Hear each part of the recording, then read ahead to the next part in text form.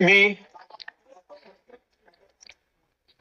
हिंदू हृदय बाळासाहेब ठाकरे यांना मी सर्वप्रथम अभिवादन करतो।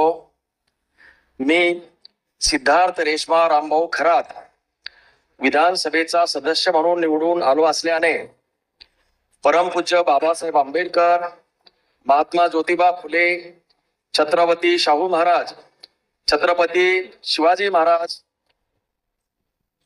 अण्णाभाऊ साठे व सर्व महापुरुष तसेच वारकरी चळवळीतील सर्व संतजन व इतर सर्व संतजनांना स्मरून गांभीर्यपूर्वक प्रतिज्ञा करतो की कायद्याद्वारे स्थापित झाले आहे अशा भारतीय संविधानाबद्दल मी खरी श्रद्धा व निष्ठा बाळगीन, भारताची सार्वभौमता व एकात्मता उन्नत राखीन आणि आता जे कर्तव्य मी हाती घेणार आहे ते निष्ठापूर्वक पार पाडीन।